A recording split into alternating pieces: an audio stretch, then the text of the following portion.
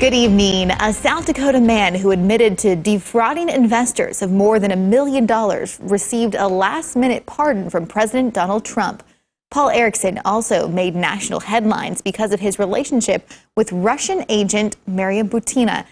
KELOLAND's Angela Kennedy begins investigating Erickson back in 2017. She joins us now with what unfolded in his case. In our 2017 KELOLAND News investigation, the KELOLAND Kremlin Connection, we reported that South Dakota native Paul Erickson was in the middle of a congressional investigation into collusion between Trump's political campaign and the Russians.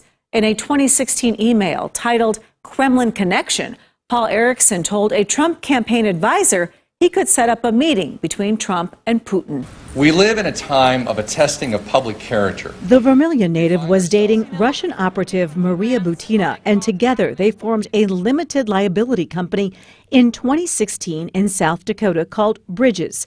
But the purpose of that company is unknown. During our 2017 investigation, I reached Erickson through his Sioux Falls apartment speaker. He told us he was answering from the East Coast. I was wondering if you would be willing to talk to us about what the New York Times is reporting about you trying to set up a meeting between President Trump and Putin. Oh, yeah, it didn't exactly happen that way. But Erickson attended the 2016 Trump inauguration with Maria Butina. He was believed to be U.S. Person 1 in court documents related to the Butina federal investigation. Those documents say U.S. Person 1 was used to help Butina make connections with right-wing politicians.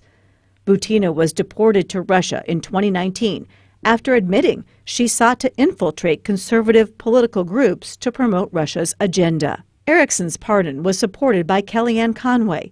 A Trump administration statement on Erickson's pardon said, Mr. Erickson's conviction was based off the Russian collusion hoax. After finding no grounds to charge him with any crimes with respect to connections with Russia, he was charged with a minor financial crime.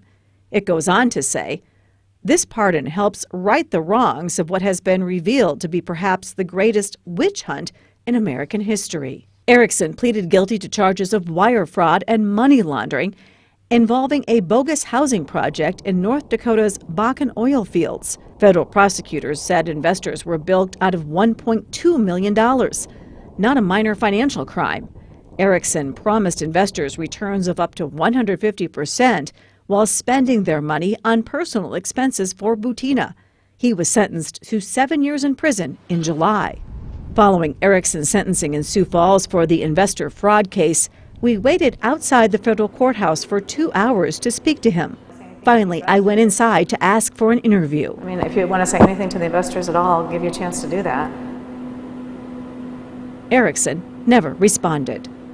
Well, Governor Noem praised President Trump for the last-minute pardons involving South Dakotans. A spokesperson for Noem tells KELOLAND News that she had nothing to do with the Erickson pardon. Erickson has been serving his time in the federal prison in Duluth, Minnesota.